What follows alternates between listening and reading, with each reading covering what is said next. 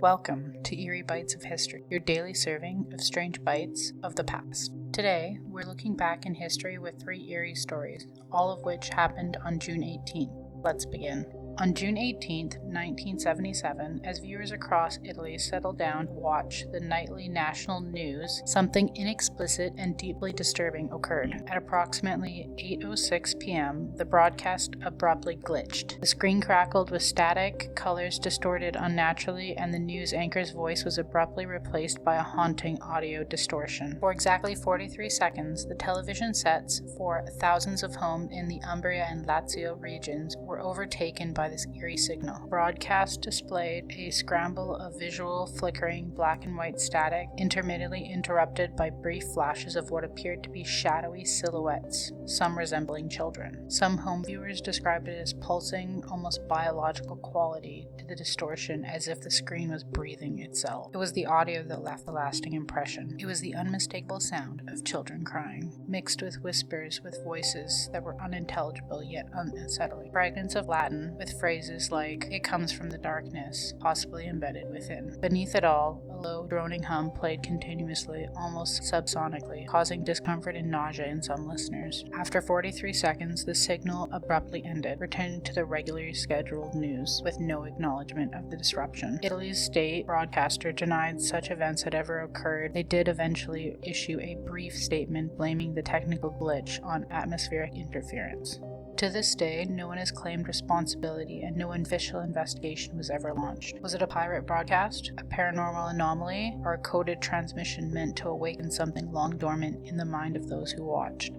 On June 18, 1918, in the final months of World War I, British naval forces stationed along the west coast of Scotland were on high alert. German U-boats attacks had intensified in the Atlantic, and rumors swirled of stealth submarines attempting to infiltrate Loch, the location having strategic value, making it a prime target for sabotage or reconnaissance. At approximately 2:40 p.m., the destroyer HMS Coreopsis, patrolling near the head of the Loch, picked up an anomaly on the sonar radar. What appeared to be a moving object below the surface, traveling slowly, consistent in size and shape with a German U-boat. Moments later, lookouts aboard multiple vessels reported a dark shape breaking the surface before quickly submerging. Assuming an immediate threat, British forces launched an aggressive response. For over an hour, coordinating barrage of depth charges were deployed across the area. According to the naval logs, 17 charges were dropped, yet no debris, no oil, no bodies was ever surfaced. After the failed engagement, they launched a quiet internal investigation, but German naval records released after the war revealed no U-boats were present near Clyde on that date. Local residents, particularly the older generation, were quick to draw connections to older legends. Tales of the Grey One, a water spirit said to haunt the Loch, resurfaced.